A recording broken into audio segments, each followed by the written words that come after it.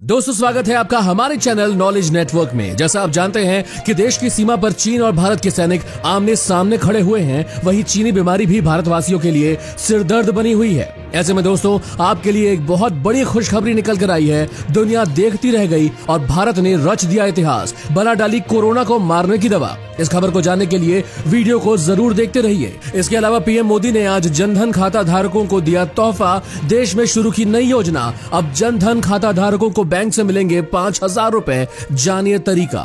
और से पहले चीन ने फिर दिखाई धौंस, कहा भारत को है चीन की जरूरत, दुश्मनी नहीं, हमसे दोस्ती करे इंडिया। इस खबर को जरूर देखिएगा दोस्तों। इसके अलावा भी आज पूरे देश से बेहद बड़ी और महत्वपूर्ण खबरें निकल कर आ रही है। चलिए फटाफट से ले चलते हैं आपको आज की सबसे पहली बड़ी खबर की तरफ। दोस्तों वीडियो को आखिर तक जरूर देखें ताकि आपसे एक भी महत्वपूर्ण और काम की खबर ना छूटे। साथ ही वीडियो को एक लाइक भी जरूर करें। लेकिन सबसे पहले आपको एक बार चीनी बीमारी से संक्रमित लोगों का आंकड़ा बता देते हैं। पिछले 24 घंटे में कोरोना के 13,699 नए मामले सामने आए हैं, जिसके बाद अब देश में 4,25,282 केस हो गए हैं। वहीं अब मरने वालों की संख्या 13,699 हो चुकी है, जो कि एक बेहद दुखद बात है। चलिए दोस्तों बात करते हैं आज की सबसे पहली बड़ी खबर की। दुनिया देखती रह गई और भारत ने रच दिया इतिहास, बना डाली कोरोना को मारने की दवाई। दोस्तों आपको ये जानकर बेहद खुशी होगी कि भारतीय बाजार में जल्द लॉन्च होगी कोरोना से लड़ने वाली मात्र 103 रुपए की ये गोली। चीनी बीमारी के उपचार हेतु पहली दवा भारतीय बाजार में जल्द ही आने वाली है। भारत की कंपनी ग्लेनमार्क फार्मास्यूटिकल्स को कोरोना वायरस के लिए एंटी वायरल दवा फेविपिराविर बनाने और मार्केटिंग की मंजूरी दी जा चुकी है। कंपनी ने फेविफ्लू के नाम से यह मेडिसिन बनाई है। 34 टैबलेट की एक पूरी स्ट्रिप 3,500 रुपए में मिलेगी, यानी एक टैबलेट लगभग 103 रुपए की पड़ेगी। फेविफ्लू दवा को माइल्ड से मॉडरेट सिम्टम्स वाले मरीजों के उपचार में इस्तेमाल किया जाएगा। ये दवा अस्पतालों और प्रिस्क्रिप्शन पर मेडिकल स्टोर्स में मिलेगी। ग्लेनमार्क ने मामूली लक्षणों वाले 90 और मध्यम लक्षणों वाले 60 मरीजों पर इस मेडिसिन का क्लिनिकल ट्रायल किया था। ये दवा मरीज की कोशिकाओं में प्रवेश करती है और वायरल लोड को कम करने के लिए वायरस को अपनी कॉपी बनाने से रोकती है, यानी संक्रमण के प्रारंभिक चरण में शरीर में वायरस को फैलने से रोकने में ये दवा असरकारक है।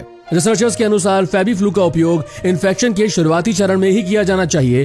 क्लिनिकल ट्रायल के परिणाम बताते हैं कि 80% मरीजों पर इस दवा का असर दिखा है। Drug controller general of India DGCI ने इस दवा को महामारी के चलते इमरजेंसी कैटेगरी में स्वीकृति दे दी है। दोस्तों भारत के साइंटिस्ट के लिए वीडियो को एक लाइक जरूर करें।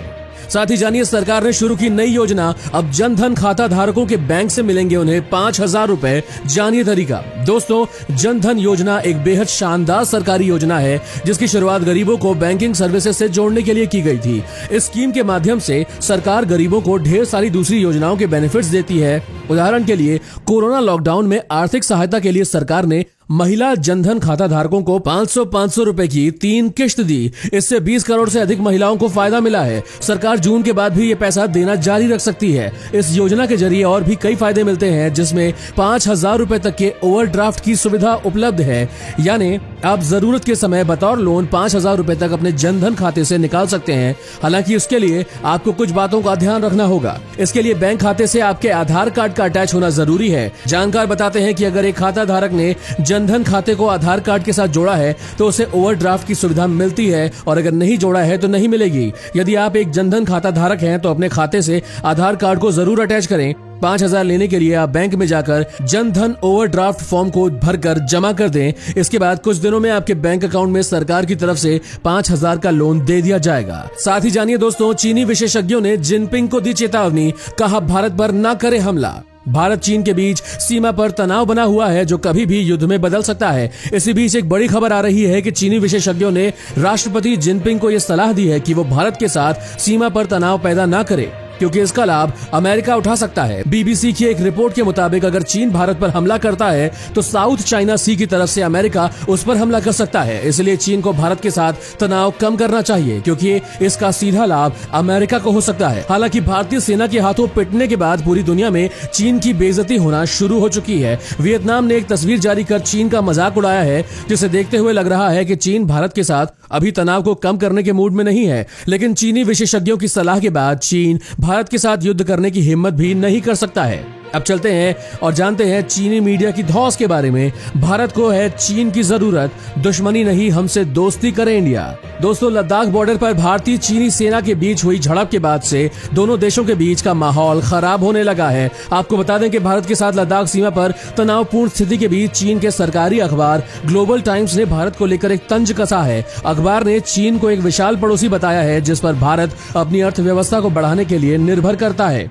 वहीं बता दें कि खुद चीनी सरकार का प्रोपेगेंडा चलाने वाले अखबार ने यहां तक कहा है कि नई दिल्ली को दुश्मन बनाने की जगह दोस्त बनाने चाहिए और राष्ट्रवाद जगाने और चीन के खिलाफ नफरत भरने के लिए भारत में और बाहर इस घटना का नेताओं को इस्तेमाल नहीं करना चाहिए। इसके साथ ही अखबार में कहा गया है कि सिर्फ सीमाओं पर शांति के जरिए ही दोनों तेजी से उभरती अर्थव्यवस्थाओं के बीच मजबूत व्यापार और आर्थिक संबंध स्थापित हो सकते हैं, जिससे दोनों देशों के लोगों को फायदा होगा। दोनों देशों को अपनी शक्ति में हर संभव प्रयास करना चाहिए कि सीमा पर हालिया घटना जैसा कुछ न हो जिससे द्विपक्षीय संबंध खराब न हो। गौरतलब है कि अप्रत्यक्ष रूप से अमेरिका और दूसरे पश्चिमी देशों पर निशाना साधते हुए ग्लोबल टाइम्स ने कहा कि नई दिल्ली को तीसरे देश के उकसाने का शिकार बनकर विवाद को कूटनीतिक युद्ध में बदलने या सीमा पर उकसावे से बचना चाहिए। साथ ही जानिए दोस्तों, चीन से तनाव के बीच रक्षा मंत्री राजनाथ सिंह रूस के लिए हुए रवाना। चीन के ऊपर होगी वार्ता। चीन से तनाव के बीच रक्षा मंत्री राजनाथ सिंह आज रूस के लिए रवाना हो गए हैं। वो मॉस्को में आयोजित विजय दिवस परेड में शिरकत के लिए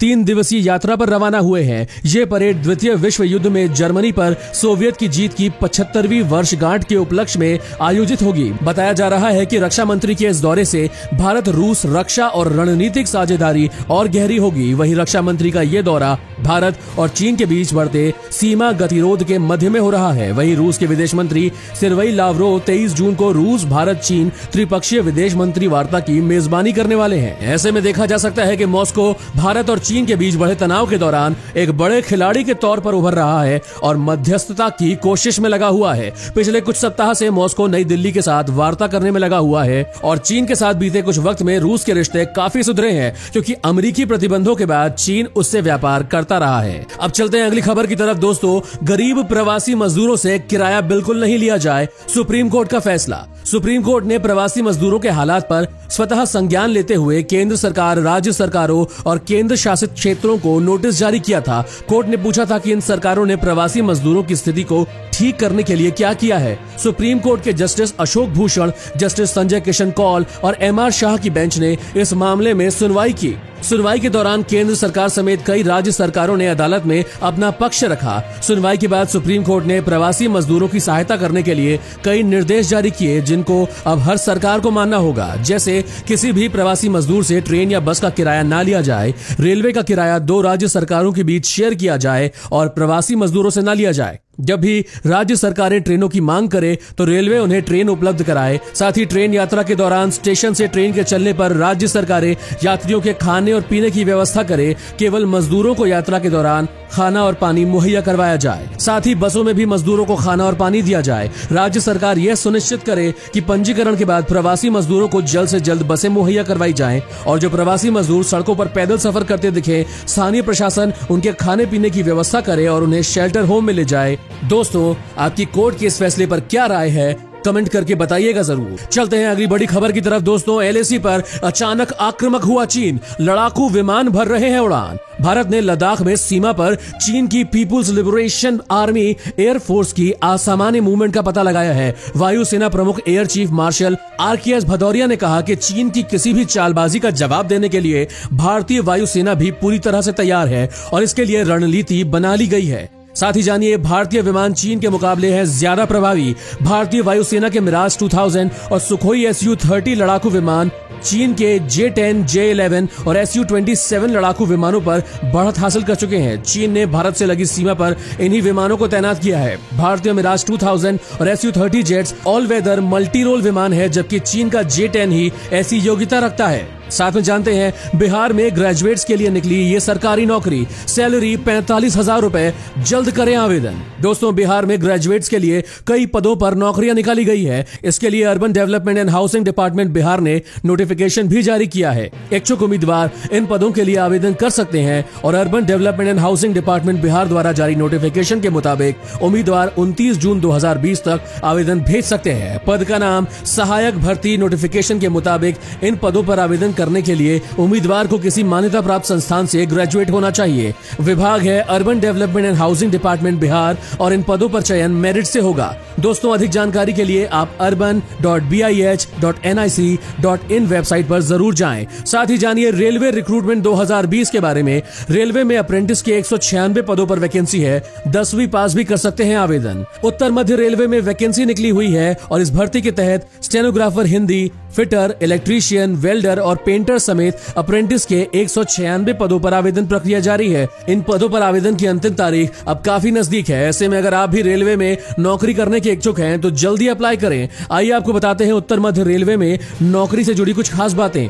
इन पदों पर आवेदन करने के लिए उम्मीदवार को न्यूनतम 50% अंकों के साथ 10वीं कक्षा या उसकी समकक्ष परीक्षा 10+2 होना जरूरी है। इसके साथ ही NCVT, CSVT द्वारा मान्यता प्राप्त किसी इंडस्ट्रियल ट्रेनिंग इंस्टीट्यूट से संबंधित ट्रेड में ITI होना भी चाहिए। वहीं आयु सीमा की बात करें तो उम्मीदवार की अधिकतम उम्र 24 साल ही होनी चाहिए। इन पदों पर आवेदन करने के इच्छुक एवं योग्य उम्मीदवार उत्तर मध्य रेलवे अप्रेंटिस भर्ती 2020 के लिए आधिकारिक वेबसाइट यानी mponline.gov.in पर जाकर ऑनलाइन आवेदन कर सकते हैं। बता दें कि इन पदों पर आवेदन करने की अंतिम तिथि 15 जुलाई 2000 निर्धारित की गई है। साथ ही जानिए दोस्तों, भारत चीन तनाव, मनमोहन सिंह की प्रधानमंत्री को नसीहत, शब्दों को लेकर रहे सावधान। पूर्व प्रधानमंत्री मनमोहन सिंह ने भारत चीन सीमा पर तनाव के मसले पर प्रधानमंत्री नरेंद्र मोदी को सावधान करते हुए कहा है कि भ्रामक प्रचार और झूठ के आडंबर से सच को नहीं दबाया जा सकता। मनमोहन सिंह ने गलवान घाटी में भारत चीन की सेना के बीच हुई हिंसक झड़प पर बयान जारी करते हुए लिखा है,